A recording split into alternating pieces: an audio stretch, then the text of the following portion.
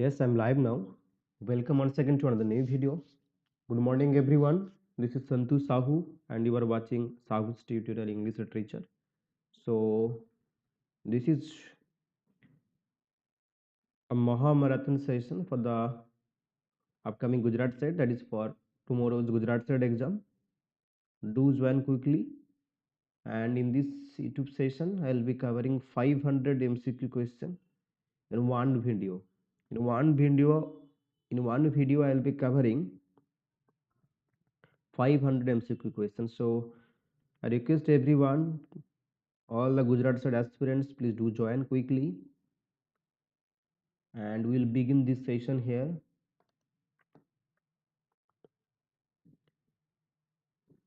Don't miss this session. It's going to be a very informative session. I hope you will like this session. And Camcho, I hope you are all fine.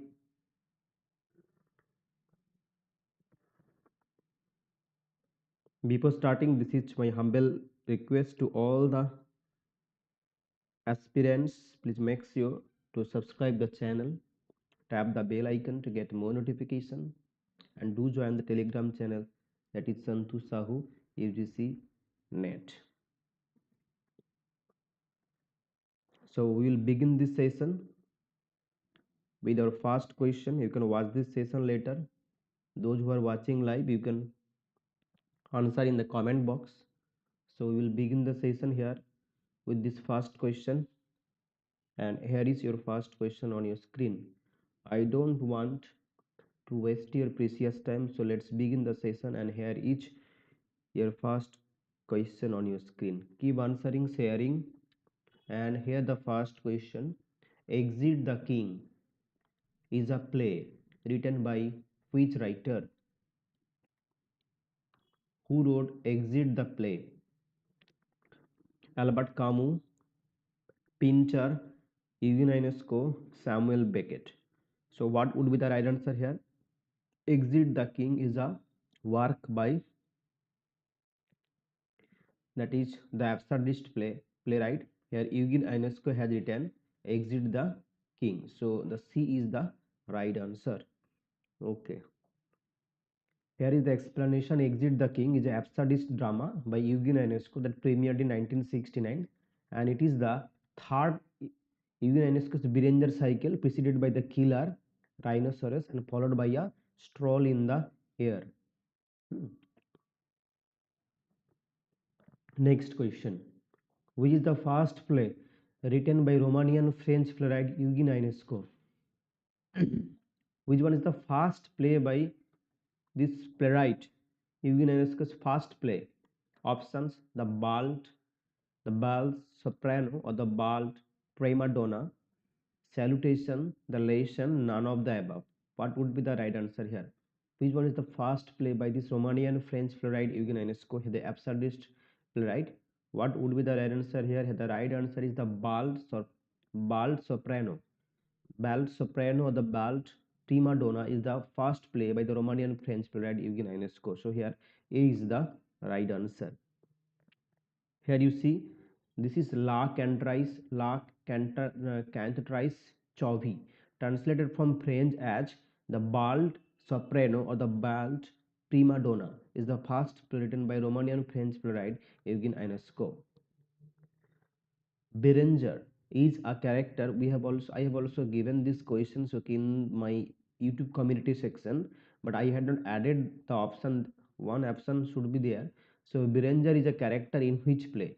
The Killer, Hunger and Thirst, Rhinoceros, both A and C. So in that YouTube community section, I answered only Rhinoceros. So it is Rhinoceros as well as the Killer, both A and C. So Berenger is a character that appeared in Killer as well as Rhinoceros. So both A and C is the right answer. Next question. Which novel is the first part of the trilogy called a trilogy, that is the Roads to Freedom? So this is a trilogy called Roads to Freedom. And your question is that which novel is the first part of the trilogy? By Jean-Paul Sartre. And Jean-Paul Sartre has also said that he does not want to be institutionalized. You all know that Jean-Paul Sartre had told that he does not want to be institutionalized. The novel, set in Bohemian Paris of the late 1930s, focuses on the 3 days in the life of philosophy teacher Matthew, who is seeking money to pay for an abortion for his mistress Marcelle. So here, which one is the first part of the trilogy? Roads to Freedom. किसने लिखा है? John Paul सत्रे.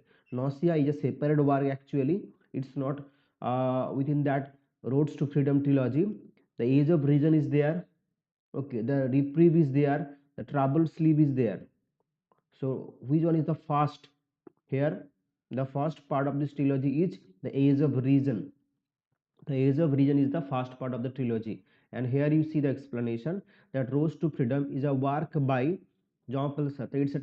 He intended it as a tetralogy, but it was left incomplete. He was able to complete only 3 complete volumes. First one is the Age of Reason, second one is the Reprieve, and the last one is the Troubled Sleep. Age of Reason, the Reprieve, Troubled Sleep. So this is a part of this Road to Freedom. Okay, and here is the question number 5. Plato's dream. Plato's dream is a pointed philosophical criticism of religious doctrine. Plato's dream. So here this is actually, this work is based on the Platonic dialogues of Timaeus and Critias. Who is the author here? Plato's dream. Options are Theodore Westermann, Voltaire, gene class, none of the above. किसने लिखा है? Plato's dream. Here Plato's dream is a work that was written by, it's Voltaire. Voltaire has written Plato's dream. Okay,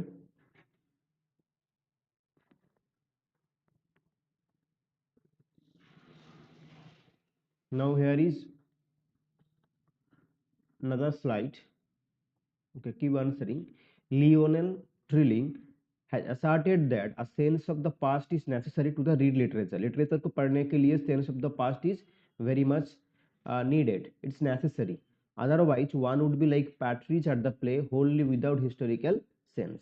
Now, this Partridge at the play is connected to which work? Oliver Twist, Paradise Lost, Tom Jones, Wuthering Heights.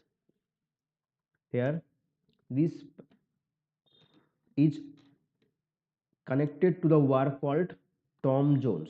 So it's Tom Jones is the right answer. It's Tom Jones is the right answer. And you know that it's a picaresque novel.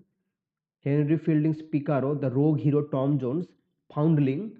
The history of Tom Jones, a foundling. It is the subtitle. He is a foundling. He is a rogue hero. It's a picaresque novel as well as a Bildungsroman novel by this Henry Fielding. He has also written Joseph Andrews. You all know that Joseph Andrews is a work by Henry Fielding where it's comic epic in prose. He said that Joseph Andrews as comic epic. Joseph Andrews, okay, the novel Joseph Andrews by Henry Fielding. He told this novel as, he remarked this novel as comic epic in prose. Comic epic in prose. So here the history of Tom Jones, a foundling, is not simply known as Tom Jones. It's a picaresque novel as well as a Bildungsroman novel, the growth of the protagonist, and it is the earliest novel mentioned by William Somerset Maugham in Great Novelists and Their Novels. So here there is also another 1948 book called Great Novelists and Their Novels by William Somerset Maugham. You must also, these are another important points. And here you see that Samuel Taylor Coleridge has argues that it is one of the 3 most perfect plots ever planned. One is the Oedipus Tyrannus, second one is the Alchemist, and the third one is that Tom Jones. Okay, so this is also another point you must remember, that this is one of the 3 most perfect plots ever planned Who told? It is Samuel Taylor Coleridge. Oedipus Tyrannus, Alchemist and History of Tom Jones. Okay, एक question में बहुत सारा concept clear हो गया. Now your options is Dash is not a character in Jane Austen's Emma. So Emma is another important the titular character. Emma is actually protagonist of that novel by Jane Austen, the Regency period writer Jane Austen. Catherine Morland, George Knightley, Harriet Smith, Frank Churchill. And Jane Austen's first novel is Sense and Sensibility. Then the second novel is Pride and Prejudice. Okay, Sense and Sensibility is the first novel of Jane Austen. Okay, Sense and Sensibility. The second novel is Pride and Prejudice. Pride and Prejudice. Okay. So here these were published 1811 and these were published in 1813. So which is not a character in Jane Austen's Emma, Catherine Morland, George Knightley, Harriet Smith, Frank Churchill. So the below three characters, that is Churchill, Knightley, and Smith, these all are from Jane Austen's Emma. But Catherine Morland is not from Emma. So here 3 is the right answer, because Catherine Morland is a character from Northanger Abbey. It's Northanger Abbey. Okay. Northanger Abbey is the novel where the character Catherine Morland appeared. Northanger Abbey is a coming of age, even it's a satire of Gothic novel. Remember that satire of Gothic novels. He is satirizing Gothic novel in her work called Northanger Abbey. This was written by Jane Austen. Here Austen was also influenced by the female Quixote by Charlotte Lennox. Okay, Don Quixote by Cervantes. Don Quixote was written by Cervantes, and whereas the female Quixote was written by Charlotte Lennox. Northanger Abbey was completed in 1803 and it was published along with Persuasion. So remember that Northanger Abbey, this work was published posthumously along with Persuasion in the year 1817. Here this story is about Catherine Morland, the naive young protagonist of a journey. So these are all pointers you need to know before the exam.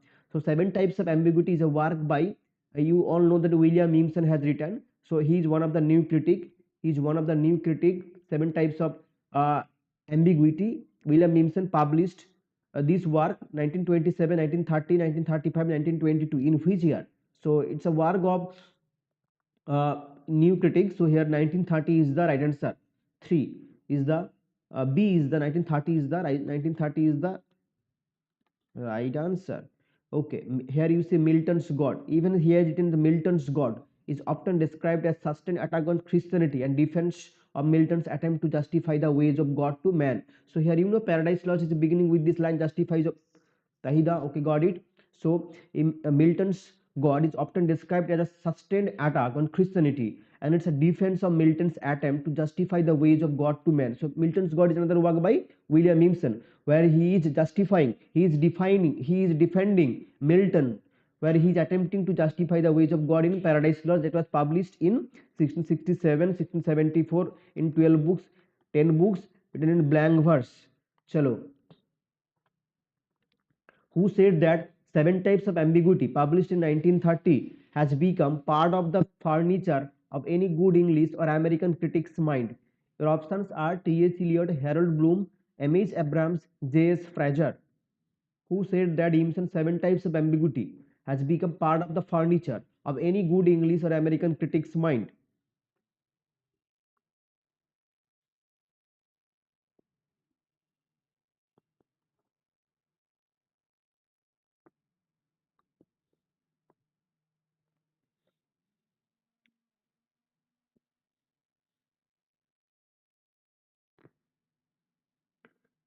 So the right option is your T.S. Eliot, Harold Bloom. No. So it's J.S. Fraser. Fraser has said. Fraser in the work called that is Great Writers of the English Language Poets. This is the name of the work where G.S. Fraser has said that. So poet, scholar and critic Sir William Emerson was a massive literary figure of his time, one who revolutionized our ways of reading a poem in the words of London Times. So the school of literary criticism known as lyrical criticism gained important support from Emerson's seven types of ambiguity, having the subtitle A Study of Its Effects on English Verse. So this is the subtitle of seven types of ambiguity, a study of its effects on English works. And this work together with his other published essays has become part of furniture of any good English or American critic's mind. And here G.S. Fraser remarked that in his work called Great Writers of the English Language Poets, this is the name of the work where he has made this comment